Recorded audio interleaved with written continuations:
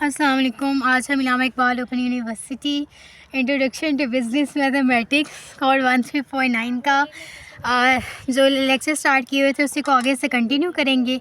ठीक है, last lecture जो मैंने आपको कवर करवाए हैं उसमें मैंने आपको क्वेश्चन नंबर 7 स्टार्ट करवाया हुआ था और पार्ट 1 और पार्ट 2 तक कंप्लीट करवा दिया था। ठीक है, आज का जो टॉपिक है वो हमने क्या करना है, पार्ट 3 सॉल्व करना है।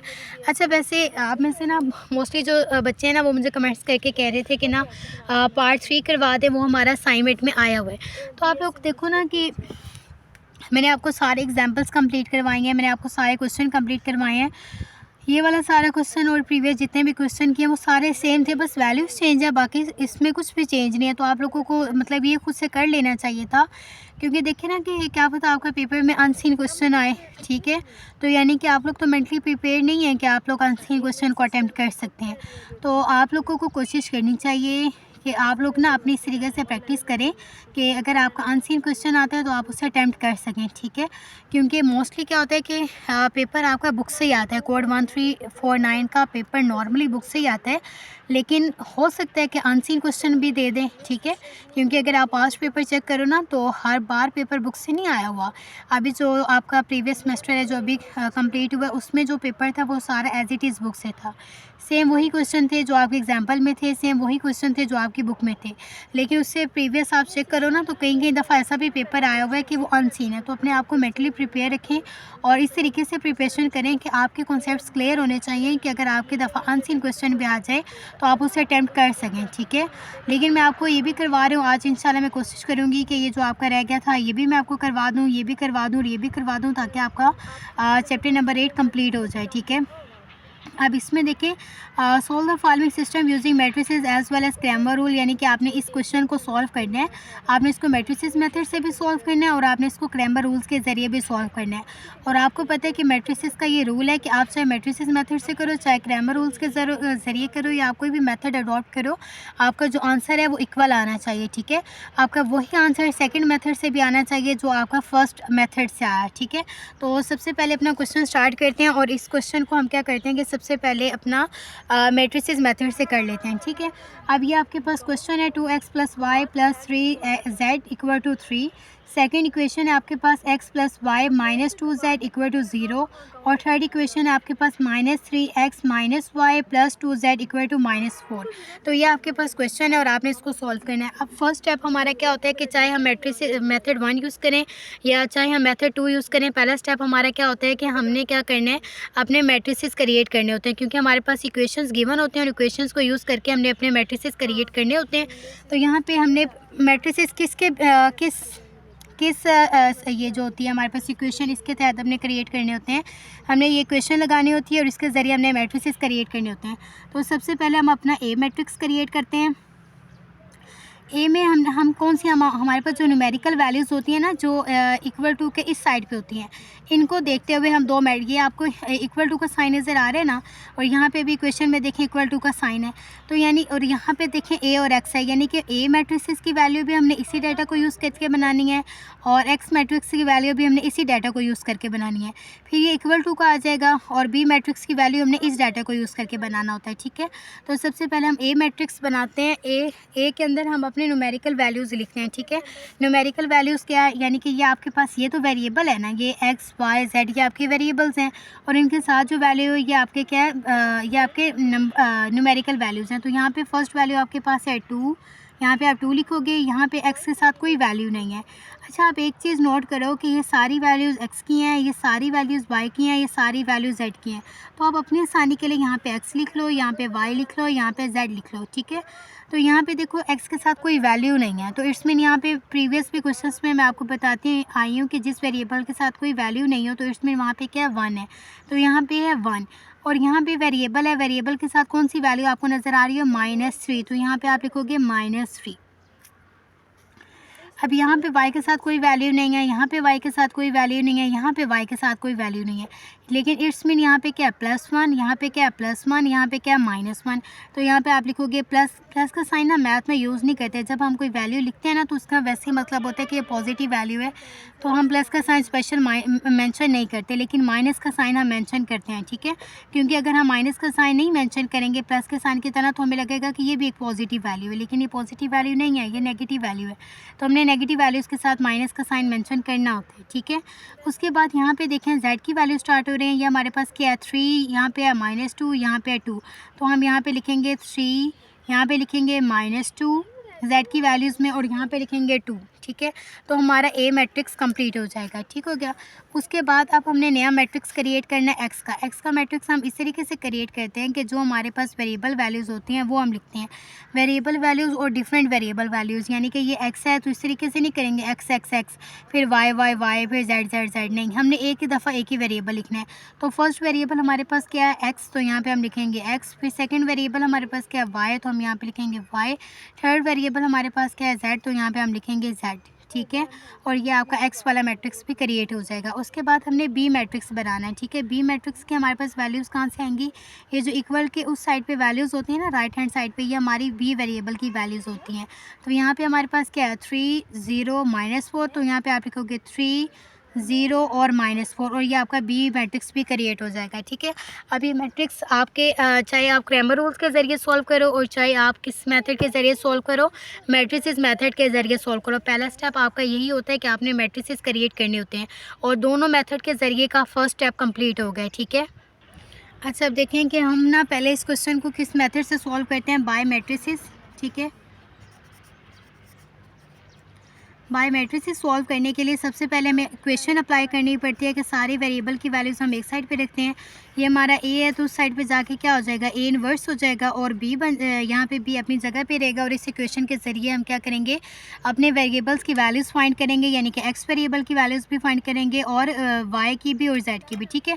तो अब इसमें ना हमारे पास देखो कि आप एक्स की वैल्यूज़ गिवन है, बिल्कुल है, क्योंकि अभी हमने एक्स मैट्रिक्स क्रिएट कर लिया। बी की वैल्यू देखो तो आपके पास ये भी गिवन है, लेकिन यहाँ पे एक नई चीज़ आ रही है ए इनवर्स, ठीक है। ए इनवर्स की वैल्यूज़ हमारे पास गिवन नहीं है, और हमारे पास ए मैट्रिक्स की तो वैल्यूज़ हैं लेकिन ए इनवर्स की वैल्यूज़ नहीं है। तो सबसे पहले हमें क्या करना पड़ेगा कि इस इक्वेशन को तो हम तभी यूज़ कर सकेंगे ना कि जब हमारे पास सारी वैल्यूज़ गिवन होंगी, तभी हम इस इक्वेशन में पुट करेंगे और अपना आंसर फाइंड करेंगे। तो यहाँ पे हमारे पास ए इनवर्स ही गिवन नहीं है, तो हम अपनी वैल्यूज़ को भी नहीं फाइंड कर सकते, ठीक है। तो सबसे पहला स्टेप हमें क्या करना पड़ेगा कि ये जो हमारे पास मिसिंग फिगर है ए इनवर्स, उसकी वैल्यू को फाइंड करना पड़ेगा, ठीक है। सबसे पहले हम क्या करेंगे ए इनवर्स फाइंड करेंगे, और ए इनवर्स को फाइंड करने के बाद हम क्या करेंगे कि उसको इक्वेशन में पुट करेंगे और हम अपने आंसर्स फाइंड करेंगे।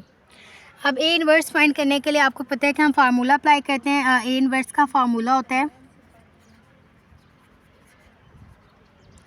ए इनवर्स का फार्मूला क्या होता है कि आपने एडजॉइंट ऑफ ए लेना है और एडजॉइंट ऑफ ए को डिवाइड कर देना है डिटर्मिनेंट ऑफ ए पे, ठीक है। यानी कि ए का आप एडजॉइंट लो और उससे एडजॉइंट को ए के आप डिटर्मिनेंट पे डिवाइड कर दो। और मैंने आपको बताया हुआ है कि सबसे पहले हम इस तरह की कंडीशन में पहले ए का डिटर्मिनेंट फाइंड करते हैं, क्योंकि अगर डिटर्मिनेंट का आंसर ज़ीरो के इक्वल नहीं आता, ज़ीरो के इक्वल आ जाता है, तो इसमें ये क्वेश्चन आगे सॉल्व हो ही नहीं सकता, ठीक है। तो फिर हमें आगे क्वेश्चन सॉल्व करने की ज़रूरत ही नहीं होती, क्योंकि वो इम्पॉसिबल हो जाता है, ठीक है। तो अगर इसका आंसर ज़ीरो के इक्वल नहीं आता तो इसमें ये फर्दर सॉल्व हो सकता है, तो हमारी काफ़ी मेहनत बच जाती है अगर इस तरह की ना कंडीशन सिचुएशन क्रिएट हो जाए। तो सबसे पहला हमने वैसे हमें चाहिए ए का एडजॉइंट और ए का डिटर्मिनेंट। तो सबसे पहले हम क्या फाइंड करेंगे ए का डिटर्मिनेंट।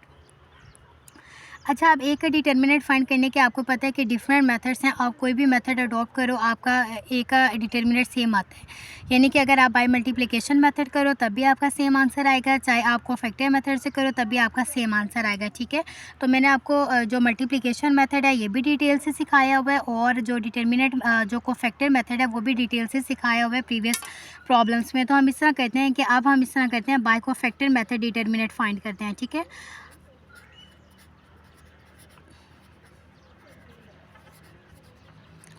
और आपने एक बात याद रखनी है कि आपने अपनी प्रैक्टिस के लिए, अगर मैं by cofactor method determinant find कर रही हूँ ना, तो आप बाय मल्टीप्लिकेशन मेथड पे डिटर्मिनेंट फाइंड करके देखिएगा कि आपका आंसर वही आता है जो बाय कोफैक्टर मेथड के ज़रिए आ रहा है, क्योंकि आपका आंसर सेम आना चाहिए, ठीक है। तो आपने अपनी प्रैक्टिस के लिए दोनों मेथड से डिटर्मिनेंट फाइंड करके देखना है। अब यहाँ पर मैं कौन सा मेथड अप्लाई कर रही हूँ, मैं कोफैक्टर मेथड अप्लाई कर रही हूँ। और कोफैक्टर मेथड जब हम अप्लाई करते हैं तो हमें एक फार्मूला अप्लाई करना होता है, कौन सा, कि हमारा मेन मैट्रिक्स का ए, तो हम यहाँ पे लिखेंगे A11 small a11 plus A12 small a12 plus A13 small a13, ठीक है। और इसके अकॉर्डिंग हम क्या करते हैं कि अपनी वैल्यूज़ फाइंड करते हैं, ठीक है। फिर हम क्या करते हैं कि उन वैल्यूज़ को फार्मूला में मैं इतनी सी जगह छोड़ देती हूँ कि जब मेरे पास वैल्यूज़ हम फाइंड कर लेंगे तो हम यहाँ पे पुट कर देंगे। अब ये जो कैपिटल A11 है, ये कैपिटल A12 है और कैपिटल A13, इन तीनों की वैल्यूज़ तो क्वेश्चन मैट्रिक्स में ऑलरेडी गिवन होती है। ये जो फर्स्ट वैल्यू होती है ये कैपिटल A11 की होती है, ये जो सेकंड वैल्यू होती है ये कैपिटल A12 की होती है, और ये वाली जो थर्ड वैल्यू है कैपिटल A13 की वैल्यू होती है, ठीक है। तो यानी कि ये तीन वैल्यूज़ तो हमें मैट्रिक्स को देखते ही पता चल गई है कि अच्छा इनका ये। लेकिन प्रॉब्लम यहाँ पे क्या है कि हमारे पास स्मॉल A11 की वैल्यू नहीं है, स्मॉल A12 की वैल्यू नहीं है, स्मॉल A13 की वैल्यू नहीं है, ठीक है। तो हमें इनके कोफैक्टर्स फाइंड करने पड़ेंगे, ठीक है। और कोफैक्टर्स हम कैसे फाइंड करेंगे, सबसे पहले A11 का फाइंड कर लेते हैं। A1 का कैसे कोफैक्टर फाइंड करेंगे कि यहाँ पे मैं आपको डिटेल से बता रही हूँ, क्योंकि आगे जब हमने जॉइंट फाइंड करना है तो मैं आपके साथ जस्ट सोल्यूशन शेयर कर दूँगी, क्योंकि वीडियो काफ़ी फिर लंबी हो जाती है, ठीक है। तो यहाँ पे हमने, क्योंकि ये मैंने आपको पूरा चैप्टर में ये सारा कुछ करना सिखाया हुआ है, तो अब क्योंकि थोड़ा सा दरमियान में गैप आ गया था तो इसलिए मैं दोबारा से आपको ना डिटेल से ये टॉपिक समझा रही हूँ, ठीक है। तो यहाँ पर देखें कि A1 की हम सबसे पहला स्टेप क्या होता है, सबसे पहला स्टेप है हमने यहाँ पर -1 लिखना है, ठीक है। पहला स्टेप कंप्लीट। सेकंड स्टेप में हमने क्या करना होता है, ये तो हमने हमेशा लिखना है, ठीक है। जब भी हमने कोफैक्टर फाइंड करना है ये वाला स्टेप तो हमें लाजमन करना है, और उसके बिहाइंड लॉजिक क्या है वो मुझे नहीं पता, क्योंकि अकॉर्डिंग टू रूल, क्योंकि जब भी मैट्रिक्स फाइंड करते हैं तो हम सबसे पहले A1 लगाते हैं, इसके लॉजिक नहीं मुझे पता है, ठीक है। तो यहाँ पे सेकंड स्टेप, फर्स्ट स्टेप ये आपने कर लिया कि यहाँ पे -1 लिखा और ये आपने दो मैट्रिक्स क्रिएट कर लिया, ठीक है। और आपको पता होता है कि जब हम क्या फाइंड कर रहे हैं, हम डिटर्मिनेंट फाइंड कर रहे हैं। जब भी हमने डिटर्मिनेंट फाइंड करना होता है तो हमारे जो ये स्क्वायर ब्रैकेट्स होती हैं इसको हम कन्वर्ट कर देते हैं टू पैरेलल लाइंस में। तो यहाँ पे आपने पैरेलल लाइंस ही लगानी है। अगर आपने यहाँ पे यानी कि स्क्वायर ब्रैकेट्स बना दी तो आपके मार्क्स कटेंगे, ठीक है। तो क्योंकि डिटर्मिनेंट के लिए पैरेलल लाइंस लगानी होती है तो आपने भी यहाँ पे पैरेलल लाइंस ही लगानी है, ठीक है। उसके बाद आपका यहाँ तक स्टेप कंप्लीट हो जाएगा। फिर आपने यहाँ पे जो भी वैल्यूज़ लिखी होंगी, जैसे यहाँ पे लिखा हुआ है 1 और 1, आपने दोनों को ऐड करना है। 1 और 1 को ऐड करोगे तो आपके पास यहाँ पे आ जाएगा 2, ठीक है। यहाँ तक कंप्लीट हो गया। उसके बाद आपने क्या करना है कि इसका मतलब क्या होता है, ये जो फर्स्ट वैल्यू होती है ये रो को इंडिकेट कर रही होती है, ये जो सेकंड वैल्यू होती है ये कॉलम को इंडिकेट कर रही होती है। अब यानी कि फर्स्ट का मतलब है कि आप रो को इग्नोर कर दो, इस फर्स्ट का मतलब है कि आप कॉलम को इग्नोर कर दो, यानी कि पहली रो और पहले कॉलम को आप इग्नोर कर दो। ये आपके पास क्या है, ये आपके पास पहली रो है और ये आपके पास क्या है, ये आपके पास पहला कॉलम है। तो आप पहली रो और पहले कॉलम को इग्नोर कर दो, रिमेनिंग आपके पास क्या रह जाएगा, जो आपके पास रिमेनिंग रह रहा है वो आप अपने इस मैट्रिक्स में लिख दो। तो यहाँ पे रिमेनिंग आप देखो हमारे पास रह रहा है 1 -1, यहाँ पे रह रहा है 2 और यहाँ पे रह रहा है यहाँ पे -2 और 2, ठीक है। तो ये हमारे पास रिमेनिंग रह गया था तो हमने यहाँ पे वो लिख दिया, ठीक है। अब हमने यहाँ पे इसको सॉल्व करना है। आप देखो कि -1 को 2 टाइम्स आप मल्टीप्लाई करो, ठीक है। मैंने आपको बताया कि आपने मैनुअल तरीके से मल्टीप्लाई करना है। -1 को मल्टीप्लाई करना है -1 के साथ। यहाँ पे 2 लिखा हुआ है ना, तो इट्स मीन आपने इसको 2 टाइम मल्टीप्लाई करना है, तब आपके पास क्या आंसर आएगा 1। एक तो मैंने आपको ये चीज़ बताई थी। दूसरा मैंने आपको शॉर्टकट बताया था कि अगर यहाँ पे पावर में अगर कोई इवन नंबर है, जैसे 2 है, 4 है, 6 है, तो उसको आप जितनी दफ़ा भी मल्टीप्लाई करोगे ना तो आपके पास पॉजिटिव 1 ही आएगा। और मैंने आपको बताया कि अगर इस पावर में 3 है, उसके अलावा 7 है, उसके अलावा कोई ऐसा ऑड फिगर है, ठीक है, तो उसको आप मल्टीप्लाई करोगे तो आपके पास -1 आएगा। तो बेशक आप शॉर्ट ट्रिक यूज़ कर लो, बेशक आप मैनुअल तरीके से मल्टीप्लाई करो, आपका आंसर सेम आएगा, ठीक है। उसके बाद आपने क्या करना है, डिटर्मिनेंट फाइंड करना है। डिटर्मिनेंट हम कैसे फाइंड करते हैं कि इस वैल्यू को साथ मल्टीप्लाई कर देते हैं। तो 1 को 2 से मल्टीप्लाई करो तो आपके पास 2 आता है, और यहाँ पे क्या है -1 और यहाँ पे क्या है -2। -1 और -2 को आप मल्टीप्लाई करो, -1 मल्टीप्लाई करो -2 के साथ, तब आपके पास आंसर आएगा 2। तो यहाँ पे आप वो लिखोगे और इनके दरमियान आपने माइनस का साइन लाजमन लगाना है, क्योंकि जब भी हम डिटर्मिनेंट फाइंड कर रहे होते हैं ना तो हमने दोनों वैल्यूज़ के दरमियान माइनस लगाना होता है। तो आपने यहाँ पे माइनस लगाना है और इस कंडीशन को फिर सॉल्व कर लेना है, ठीक है। आप 2 में से 2 को माइनस करें, देखें 2 - 2 करो तो आपके पास क्या आंसर आ रहा है 0। तो यहाँ पे आप लिखोगे 0, ठीक है। अब ये दोनों वैल्यूज़ आपस में क्या हो रही हैं, ये दोनों वैल्यूज़ आपस में मल्टीप्लाई हो रही हैं। तो अब आपने क्या करना है, इनको मल्टीप्लाई करना है, 1 को मल्टीप्लाई कर दें 0 के साथ, तब आपके पास क्या आंसर आ रहा है 0। तो यहाँ पे आपका क्या आंसर आया है 0, ठीक है। अब ये 0 आपका क्या है, a11 का कोफैक्टर फाइंड किया और a11 के कोफैक्टर फाइंड करने से आपके पास आंसर आया है 0। सेम इसी तरीके से अब इसका आपने कोफैक्टर फाइंड कर लिया। अब आपने a12 का कोफैक्टर फाइंड करना है। a12 का कोफैक्टर भी सेम आप इसी मेथड से फाइंड करेंगे, ठीक है। a12 का कोफैक्टर आप कैसे फाइंड करोगे कि सबसे पहला स्टेप मैंने आपको बताया कि आप -1 लिखोगे।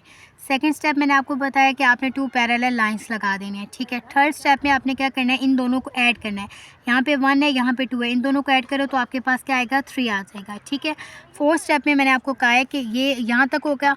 उसके बाद इसका क्या मतलब है, ये फर्स्ट वैल्यू रो को इंडिकेट कर रही है, ये सेकंड वैल्यू कॉलम को इंडिकेट कर रही है। अब आपने क्या करना है, पहली रो और दूसरे कॉलम को इग्नोर कर देना है। यानी कि ये आपके पास पहली रो है, इसको इग्नोर कर दो, या आपके पास सेकंड कॉलम है, इसको इग्नोर कर दो। तो पहली रो और सेकंड कॉलम को इग्नोर करने के बाद रिमेनिंग देखो आपके पास कौन से एलिमेंट्स हैं, वो एलिमेंट्स आप अपने इस मैट्रिक्स में लिख दो, ठीक है। तो इनको इग्नोर करने के बाद है आपके पास 1 -3 -2 और 2, ठीक है। तो यानी कि इनको इग्नोर करने के बाद जो रिमेनिंग थे वो आपने यहाँ पे लिख दिए। अब उनका आपने क्या करना है, डिटर्मिनेंट फाइंड करना है। अब आपने सॉल्व करना है, ठीक है। यहाँ पे आ जाएगा। अब देखो ये मैंने आपको बताया था कि इसको ये अब ऑड में आ रहा है ना, ऑड में आ रहा है तो इसमें आपका ये -1 ही इसका आंसर आएगा, ठीक है। -1 ही आपका इसका आंसर आएगा। अगर आप डायरेक्ट करना चाहते हो तो इसका -1 ही आंसर आता है। अगर आप मैनुअल तरीके से मल्टीप्लाई करके देखो तो -1 × -1 × -1 इनको मल्टीप्लाई करो तभी आपके पास क्या आ रहा है -1। तो यह आ गया। उसके बाद आपने क्या करना है कि इसको सॉल्व करना है। ये वैल्यू ये इसके साथ मल्टीप्लाई हो जाएगा, 1 को 2 से मल्टीप्लाई करो तो 2 आता है, ठीक है। और उसके बाद इन दो को आपस में मल्टीप्लाई करो। ये क्या लिखा हुआ है -3 और ये क्या लिखा हुआ है -2, इनको आपस में मल्टीप्लाई करें। -3 मल्टीप्लाई करें -2 के साथ, अब आपके पास आंसर आता है 6। तो यहाँ पे आप लिखोगे 6 और डिटर्मिनेंट की वजह से आप यहाँ पे लगाओगे माइनस, क्योंकि जब भी आपने डिटर्मिनेंट फाइंड करने हैं, जब भी आपने कोफैक्टर फाइंड करने होते हैं तो इन दो वैल्यूज़ के दरमियान माइनस आता है, ठीक है। तो आपने इनके दरमियान डिटर्मिनेंट की वजह से खुद से माइनस ऐड किया। अब आपने क्या करना है, 2 में से 6 को -2 - 6 करें तो आपके पास आता है -4 और ये नेगेटिव -4 आ रहा है, ठीक है। तो आप नेगेटिव का साइन गलती से भी मिस ना कीजिएगा, फिर आपका आंसर गलत आएगा। यहाँ पे -4 आएगा तो यहाँ पे आप -4 लिखोगे। अब आपने क्या करना है कि ये -4 मल्टीप्लाई हो रहा है -1 के साथ, -4 को मल्टीप्लाई कर दें -1 के साथ, तो ये आपके पास क्या आ जाएगा 4 आ जाएगा, ठीक है। यानी कि पॉजिटिव 4 आ जाएगा। अब आपके पास क्या आंसर आया 4, यानी कि a12 का कोफैक्टर फाइंड किया तो आपके पास क्या आया 4 और a11 का कोफैक्टर फाइंड किया तब आपके पास क्या आ गया 0। अब आपको ये वाला कोफैक्टर भी आपने फाइंड कर लिया। अब आपको a13 का कोफैक्टर चाहिए। a13 का कोफैक्टर आपको फिर फाइंड करना पड़ेगा, ठीक है। तो आप a13 का, मैं यहाँ पे कोफैक्टर फाइंड कर रही हूँ क्योंकि अगर मैं नेक्स्ट पेज पे कोफैक्टर फाइंड करूँगी a13 का तो फिर आपके लिए मैट्रिक्स में आपको रिप्रेजेंट कर शो होगा, ठीक है। तो मैं यहाँ पे a13 का कोफैक्टर फाइंड कर रही हूँ। अब यहाँ पे आप सबसे पहले क्या लिखोगे a13, क्यों, इसका आप डिटर्मिनेंट फाइंड कर रहे हो, कोफैक्टर फाइंड कर रहे हो। सबसे पहला स्टेप क्या करोगे, आप यहाँ पे लिखोगे -1। सेकंड में आप क्या करोगे, इसको और इसको ऐड करोगे तो ये 1 और 3 को ऐड कर दोगे तो आपके पास क्या आ जाएगा 4। फिर आप क्या करोगे कि यहाँ 2 पैरेलल लाइंस लगाओगे, ठीक है। फिर आप क्या करोगे कि इसका क्या मतलब है, फर्स्ट का क्या मतलब है रो और फिर इसका क्या मतलब है कॉलम, यानी कि पहली रो और पहले कॉलम को इग्नोर कर दो। तो पहली रो और पहले कॉलम को इग्नोर कर दें, यानी कि ये आपके पास क्या है, ये आपके पास पहली रो है और ये आपके पास क्या है थर्ड कॉलम है। पहली रो थर्ड कॉलम को इग्नोर करने के बाद रिमेनिंग आपके पास क्या रह रहा है, रिमेनिंग है आपके पास 1 -3 1 और -1। तो यहाँ पे आप लिखोगे 1, यहाँ पे आप लिखोगे -3, यहाँ पे आप लिखोगे 1, यहाँ पे आप लिखोगे -1, ठीक है। या वैल्यूज़ लिखोगे, ठीक है, क्योंकि यही आपके पास रिमेनिंग है और इनका फिर आप क्या फाइंड करोगे, डिटर्मिनेंट फाइंड करोगे। अब यहाँ पे ये आपके पास इवन है, आप चाहे मैनुअल तरीके से मल्टीप्लाई कर लो, चाहे ये ऑड इवन का माइंड में कॉन्सेप्ट रख के कर लो कि यहाँ पे इवन है तो इसमें मैं कुछ जितनी दफ़ा मल्टीप्लाई करूँगा आंसर आपका 1 ही आएगा, ठीक है। उसके बाद अब आपने क्या करना है, इस वैल्यू को इस वैल्यू के साथ क्रॉस मल्टीप्लाई करना है, ठीक है। ये 1 को -1 के साथ आपने मल्टीप्लाई कर देना है, ठीक है। 1 को मल्टीप्लाई आप करोगे -1 के साथ तो आपके पास आंसर आएगा -1। फिर उसके बाद ये आपका स्टेप कंप्लीट हो गया। उसके बाद ये -3 है और ये 1 है, इन दो को आपस में आप मल्टीप्लाई करोगे, यानी कि आप क्या करोगे, -3 को मल्टीप्लाई कर दोगे 1 के साथ। तो आप इनको मल्टीप्लाई करोगे तो आपके पास क्या आएगा, -3, ठीक है। अब ये इसका अपना मल्टीप्लाई करने से माइनस आएगा, आपका डिटर्मिनेंट वाला माइनस नहीं है, ये आपका ये मल्टीप्लाई करने से माइनस है। तो आप इसको एक दफ़ा ब्रैकेट के अंदर ही लिखोगे क्योंकि आपने यहाँ पे डिटर्मिनेंट वाला माइनस लगाना है, ठीक है। अब यहाँ पे क्या डिटर्मिनेंट वाला माइनस है, ये जो आपने खुद से लगाना होता है डिटर्मिनेंट की वजह से, वो मैंने लगाया और ये जो मल्टीप्लाई करने से खुद साथ आया था, यानी कि -3 को 1 से मल्टीप्लाई किया तो मेरे पास -3 आया था, ठीक है। अब यहाँ पे 1 आ जाएगा, 1 क्यों आ जाएगा, इसको सॉल्व किया तो वही वाला 1 है और इनको आपस में आप सिंप्लीफाई कर लो, ठीक है। सिंप्लीफाई कैसे करोगे, -1 फिर माइनस है, फिर आपका ब्रैकेट है, फिर माइनस है, फिर 3 है और इसको आप अगर सिंप्लीफाई करो तो आपके पास यहाँ पे आंसर आता है 2, तो यहाँ पे आप लिख दोगे 2, ठीक है। अब आपने 2 और 1 को मल्टीप्लाई करना है, तो 2 और 1 को मल्टीप्लाई करो तो आपके पास आंसर आएगा 2, यानी कि आपने कोफैक्टर फाइंड किया, आपके पास आंसर है 2। अब आपको 3 कोफैक्टर चाहिए थे, 3 वैल्यूज़ तो आपके पास गिवन थी और 3 चीज़ों के आपको कोफैक्टर चाहिए थे, ठीक है। आपको A11 का कोफैक्टर चाहिए था, आपका आंसर आ गया 0, ठीक है। आपको A12 का कोफैक्टर चाहिए था और उससे आपका आंसर आया 4, ठीक है। फिर आपको A13 का कोफैक्टर चाहिए था, उससे आपका आंसर आया 2। अब आपने क्या करना है कि इनको इसके अंदर फिल कर देना है, ठीक है। अब आपने क्या करना है कि इसको इसके अंदर फिल कर देना है कि A11 का आंसर आपके A11 जो है इसकी वैल्यू आपके पास क्या है 2 और स्मॉल A11 का कोफैक्टर आपने फाइंड किया तो आंसर आया 0 प्लस फिर A12 का A12 की वैल्यू आपके पास क्या है, यहाँ पे एलिमेंट कौन सा है 1, इसका कोफैक्टर फाइंड किया तो आपके पास क्या कोफैक्टर आया 4, फिर प्लस का साइन आएगा क्योंकि ये फार्मूला का मतलब हिस्सा है, ठीक है। फिर आपने A13 की वैल्यू लिखी, यहाँ पे आपके पास है 3 और इसका कोफैक्टर फाइंड किया तो आपके पास आया 2, ठीक है। अब आप इसको सिंप्लीफाई करो, ठीक है। सिंप्लीफाई करो यानी कि 2 × 0 फिर प्लस का साइन, उसके बाद 1 × 4 प्लस का साइन 3 × 2, ठीक है। तो ये आपने किया और इसको सिंप्लीफाई किया तो आपके पास क्या आंसर आ रहा है, फाइनल आंसर आ रहा है आपके पास 10, यानी कि इट्स मीन ये जो 10 है वो आपका क्या है, डिटर्मिनेंट है, ठीक है। तो आप यहाँ पे लिखोगे 10, यानी कि एक आपने डिटर्मिनेंट लिया तो 10, तो आपने नीचे लिखना है, यहाँ पे आपने लिखना है so A determinant is not equal to 0, ठीक है। ए नॉट इक्वल टू हम इस तरीके से शो करते हैं कि इक्वल टू का साइन लगा के ऊपर एक स्लैश लगा देते हैं, वो नॉट इक्वल बन जाता है, ठीक है। A determinant is not equal to 0 so its inverse is possible, ठीक है। आप पूरा लिख लीजिएगा, A determinant is not equal to 0 so its inverse is possible, ठीक है। यानी कि अब इसका इन्वर्स फाइंड करना पॉसिबल है क्योंकि इसका जो डिटर्मिनेंट हमने फाइंड किया उसका आंसर 0 के इक्वल नहीं आया। यहाँ तक आपका कंप्लीट हो जाएगा। अब देखो कि आपने ये एक रिक्वायरमेंट तो पूरी कर ली, लेकिन अभी भी आपके पास एडजॉइंट आएंगे। आप एडजॉइंट फाइंड करोगे तो आपके पास ए इन्वर्स आएगा तो आप उसको इक्वेशन में पुट करोगे और तब आपके पास फाइनल आंसर आएगा, ठीक है। तो अब आपने एडजॉइंट फाइंड करना है, ठीक है। एडजॉइंट फाइंड करने के लिए मैंने आपको बताया हुआ है कि एडजॉइंट भी सेम कोफैक्टर मेथड से ही मतलब फाइंड होता है, उसके लिए भी हमें सेम कोफैक्टर्स ही फाइंड करने पड़ते हैं। लेकिन जब हम डिटर्मिनेंट फाइंड कर रहे होते हैं ना तो हमें सिर्फ 3 कोफैक्टर्स चाहिए होते हैं, ठीक है। यानी कि कौन कौन से कोफैक्टर चाहिए होते हैं, A11, A12 और A13, सिर्फ ये 3 कोफैक्टर्स हमें चाहिए होते हैं। लेकिन जब हम एडजॉइंट फाइंड कर रहे होते हैं ना तो हमें एक मैट्रिक्स के अंदर जितने एलिमेंट्स होते हैं हमें उतने ही एडजॉइंट फाइंड करने पड़ते हैं, ठीक है। तो यहाँ पे आप देखो कि ये हमारा एलिमेंट ये जो हमारा मेन मैट्रिक्स है यानी कि A, ये इसका ऑर्डर क्या है 3 × 3, इसके अंदर कितने एलिमेंट्स हैं, इसके अंदर आप काउंट करो 1 2 3 4 5 6 7 8 9, इसके अंदर 9 एलिमेंट्स हैं। तो इट्स मीन आपको 9 एलिमेंट्स के कोफैक्टर फाइंड करने पड़ेंगे एडजॉइंट को फाइंड करने के लिए, ठीक है। उसमें हम ये सारी वैल्यूज़ यूज़ नहीं करते क्योंकि डिटर्मिनेंट में तो 3 वैल्यूज़ हम यहाँ से ले लेते हैं और 3 हम कोफैक्टर फाइंड कर लेते हैं, लेकिन एडजॉइंट में जितने एलिमेंट्स होते हैं उतने ही कोफैक्टर्स फाइंड करने पड़ते हैं, ठीक है। तो आप उनके कोफैक्टर्स फाइंड करेंगे। अच्छा, अब आप देखो कि ना ये आपको एडजॉइंट है, एडजॉइंट फाइंड करने के लिए आपको कोफैक्टर्स फाइंड करने पड़ेंगे और कोफैक्टर्स आपको ना मैंने यहाँ पे ऊपर ही लिख दिया है, ठीक है, कि कोफैक्टर्स एडजॉइंट को ना फाइंड करने के लिए फार्मूला होता है। सबसे पहले यहाँ पे मैंने फार्मूला नहीं लिखा, तो मैं ना आपको नीचे भी फार्मूला लिख देती हूँ कि आप वो फार्मूला क्या होता है कि आपने जो आपका ए मैट्रिक्स है ना उसके कोफैक्टर्स फाइंड करने हैं, और जब आपके पास वो कोफैक्टर्स आ जाएंगे आपने उनका ट्रांसपोज लेना है, और जब आप उनका ट्रांसपोज ले लेंगे तो आपके पास वो एडजॉइंट की वैल्यू आ जाएगी, ठीक है।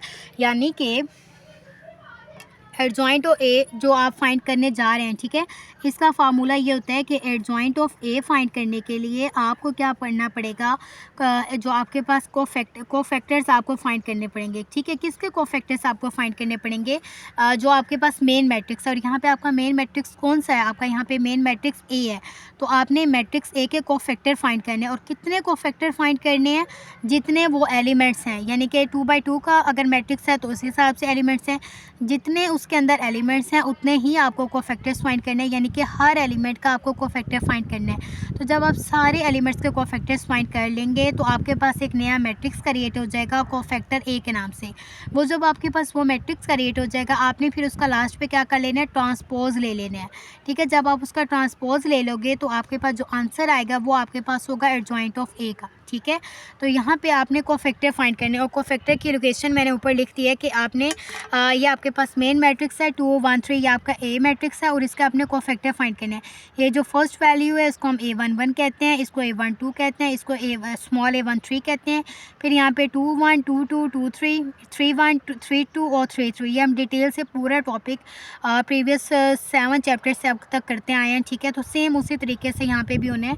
तो ये हमने कोफैक्टर्स फाइंड करने हैं। अब A11 का, A12 का, A13 का दोबारा से कोफैक्टर फाइंड करने की कोई ज़रूरत नहीं है। क्यों? क्योंकि डिटर्मिनेंट फाइंड करने के लिए हमने इसका भी कोफैक्टर फाइंड कर लिया था, इसका भी कोफैक्टर फाइंड कर लिया था, इसका भी कोफैक्टर फाइंड कर लिया था। तो दोबारा से कोफैक्टर फाइंड करना आपका टाइम वेस्टिंग होगा, ठीक है। तो यानी कि आप डायरेक्ट यहाँ पे लिख दोगे कि A11 का, क्योंकि अभी आप प्रीवियस कर चुके हैं ना, ये भी हमने कोफैक्टर फाइंड किया, तो A11 का हमने कोफैक्टर फाइंड किया था तो आंसर आया था 0, ठीक है। उसके बाद A12 का भी कोफैक्टर फाइंड किया था और उससे आंसर आया था 4। उसके बाद A13 का भी कोफैक्टर फाइंड किया था तो उससे आंसर आया था 2। तो ये 3 कोफैक्टर तो वो हैं जो आपने पहले फाइंड कर लिए हैं और उसका आपको फ़ायदा क्या हुआ है कि यहाँ पे यूज़ हो गए हैं, ठीक है। अब आपको रिमेनिंग के फाइंड करने हैं कोफैक्टर्स, यानी कि इसका A21 से आपको स्टार्ट करना पड़ेगा दोबारा कोफैक्टर फाइंड करना, और A33 तक आपको कोफैक्टर्स फाइंड करने पड़ेंगे, ठीक है। मैं यहाँ पर डायरेक्ट कोफैक्टर्स फाइंड कर रही हूँ और आपके साथ सोल्यूशन शेयर कर दूँगी, क्योंकि कोफैक्टर फाइंड करने का सेम वही मेथड है, कोई चेंज नहीं आएगा। तो इस वजह से उस पर डिटेल से एक्सप्लेन करना, ठीक है, फिर वीडियोस बहुत ज़्यादा लंबी हो जाती है, ठीक है। तो सेम मैंने वहाँ पे 3 आपको कोफैक्टर डिटेल से इसीलिए सिखाए थे कि मैं आगे आपके साथ सिर्फ सोल्यूशन शेयर कर दूँगी, आपने उसी मेथड के साथ उसी एक्सप्लेनेशन को माइंड में रखते हुए अपने कोफैक्टर्स फाइंड करने हैं, ठीक है। देखेंगे सबसे पहले आपने जो कोफैक्टर फाइंड करने हैं सबका ये मेन स्टेप कंप्लीट कर लिया। अब आपने क्या करना है सेकंड स्टेप में कि इन वैल्यूज़ को ऐड करते जाना है। 2 और 1 को ऐड किया तो 3, तो यहाँ पे आपने 3 लिख देना है।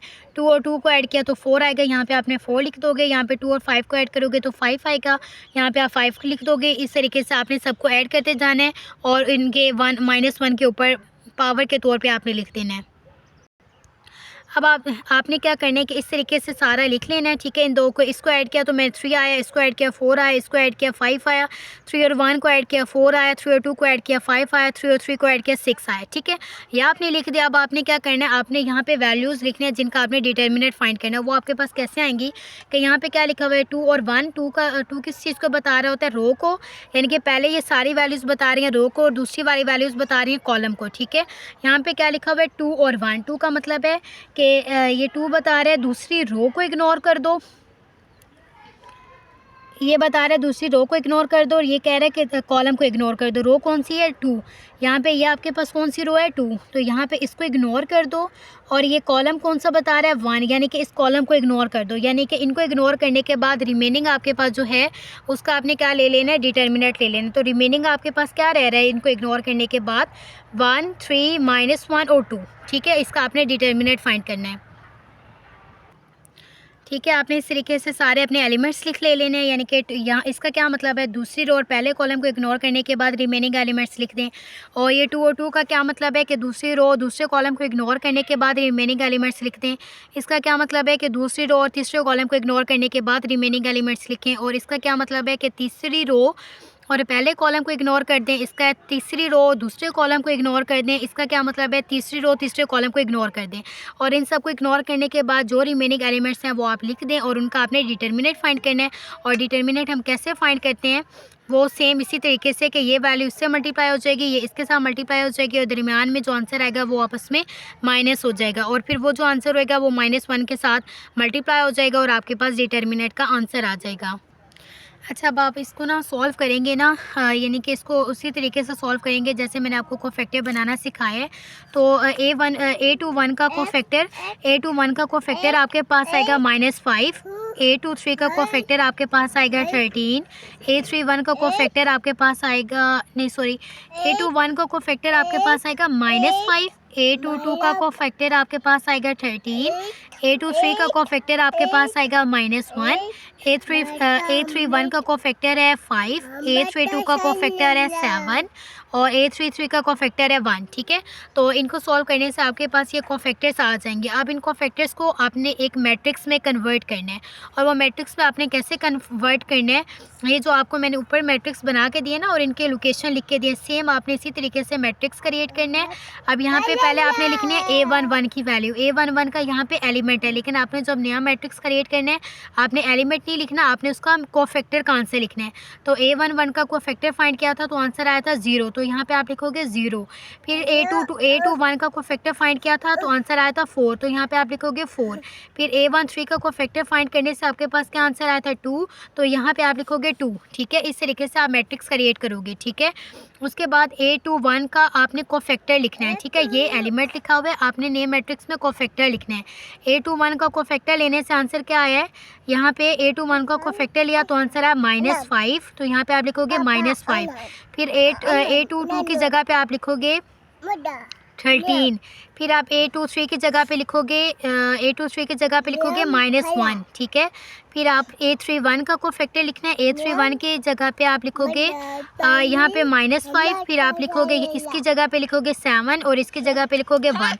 तो इस तरीके से आप अपने इन सारे मैट्रिसेस को कोफैक्टर्स में कन्वर्ट करोगे। ठीक है, जब आपका कोफैक्टर्स में कन्वर्ट करके एक नया मैट्रिक्स क्रिएट करोगे। ठीक है, आप इस तरीके से कोफैक्टर्स लिखेंगे। ठीक है, जहाँ यानी कि जहाँ पे इनका एलिमेंट था ना उस एलिमेंट की जगह पे अब आपने कोफैक्टर्स का आंसर लिख के एक नया मैट्रिक्स क्रिएट कर लिया। ठीक है, और इस मैट्रिक्स का क्या नाम है, कोफैक्टर ऑफ A। ठीक है, यानी कि यहाँ पे आपके क्रिएट हो गए। ये आपका फर्स्ट का आंसर है 4 0 4 2 -5 15 -1 -5 7 और 1। ये आपके कोफैक्टर्स क्रिएट हो गए हैं। अब नेक्स्ट स्टेप में आपने क्या करना है कि इन्हीं कोफैक्टर्स का आपने क्या ले लेना है, ट्रांसपोज लेना है। ठीक है, और ट्रांसपोज हम कैसे लेते हैं कि हमारे जो रोज़ होते हैं उसको किस में कन्वर्ट कर देते हैं, कॉलम में। ठीक है, ये कोफैक्टर्स आपके पास हैं। अब आपने क्या करना है, आपने अब फाइंड करना है एडजॉइंट ऑफ A। अब आपके पास एडजॉइंट ऑफ A का इजीली आंसर आ जाएगा। वो कैसे आता है कि अगर आपने कोफैक्टर्स फाइंड कर लिए हो A मैट्रिक्स से, उसका आप ले लो ट्रांसपोज। और ट्रांसपोज हम कैसे लेते हैं कि रोज़ को किस में कन्वर्ट कर देते हैं, कॉलम में। तो यहाँ पे हमारे पास फर्स्ट रो क्या है, 0 4 और 2, तो इसको आपने कन्वर्ट कर देना कॉलम में। तो आप यहाँ पे लिखोगे 0 4 और 2। फिर आपके पास सेकंड रो में क्या लिखा हुआ है, -5 13 -1, तो यहाँ पे आप करोगे -5 13 और -1, यानी कि आप क्या कर रहे हो, रोज़ को किस में कन्वर्ट कर रहे हो, और कॉलम में। और इस प्रोसीजर को हम क्या कहते हैं, ट्रांसपोज। ठीक है, और फिर हमारे पास क्या है, -5 7 और 1, और यहाँ पे आप करोगे -5 7 और 1, और ये आपके पास एक नया मैट्रिक्स क्रिएट हो गया। और यानी कि आपने A मैट्रिक्स से कोफैक्टर्स फाइंड किए, फिर उनका ट्रांसपोज लिया, तो यानी कि ये जो नया मैट्रिक्स क्रिएट हो गया, ये आपके पास क्या है, एडजॉइंट ऑफ A। ठीक है, एडजॉइंट ऑफ A।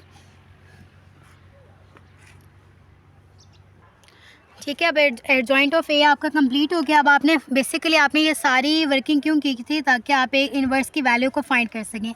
अब आप A इन्वर्स की वैल्यू को इजीली फाइंड कर सकते हैं। A इन्वर्स की फार्मूला क्या था कि आप एडजॉइंट ऑफ A ले लो, वो हमने फाइंड कर लिया और ये एडजॉइंट ऑफ A का आंसर है।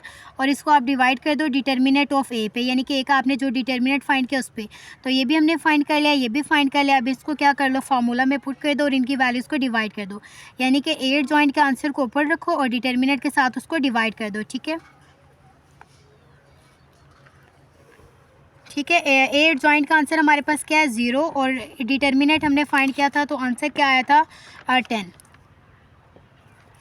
फिर यहाँ पे हमारे पास एडजॉइंट क्या है -5 और डिटर्मिनेंट क्या है 10।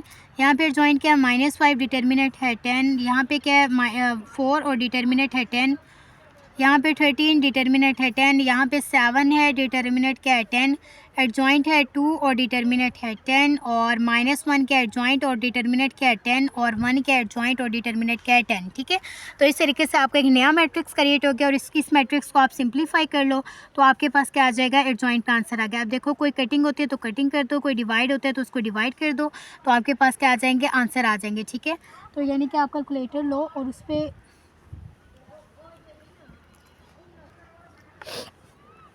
अच्छा अब देखो कि 0 और 10 को डिवाइड करो तो आपके पास क्या आंसर आता है। 0 और 10 को डिवाइड करने से आपके पास आंसर आता है 0, तो यहाँ पे आप लिखोगे 0। उसके बाद आपके पास क्या -5। ठीक है, -5 को डिवाइड कर दे 10 पे तो आपके पास आंसर क्या आता है 1/2। ठीक है, अगर फ्रैक्शन में लिखना चाहते हैं तो आपके पास क्या आंसर आ रहा है 1/2। मैं यहाँ पे ना दो तरह से आंसर लिख रही हूँ, यानी कि फ्रैक्शन में भी आंसर लिख रही हूँ और पॉइंट में भी आंसर लिख रही हूँ। ठीक है, क्योंकि पॉइंट में आंसर ना आगे सॉल्व करने में आसानी रहती है, क्योंकि जितना मैथ में सिंप्लीफाई आंसर होता है उतना उसको सॉल्व करने में आसानी रहती है।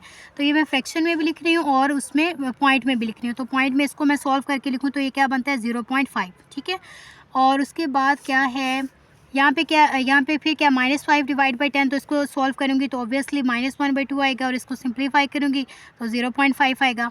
और उसके बाद क्या 4/10। ठीक है, 4 डिवाइड बाई 10 करें आप, 4 डिवाइड बाई 10 करें तो आपके पास आंसर आता है 2/5। तो यहाँ पे आप लिखोगे 2/5 और इसको अगर आप सिंप्लीफाई इधर दो, अगर आप इसको सिंप्लीफाई करोगे 2 डिवाइड बाई 10 ये आपका क्या था 4 डिवाइड बाई 10 को अगर आप सिंप्लीफाई करोगे तो आपके पास आंसर आता है 0.4। तो यहाँ पे आप लिखोगे 0.4।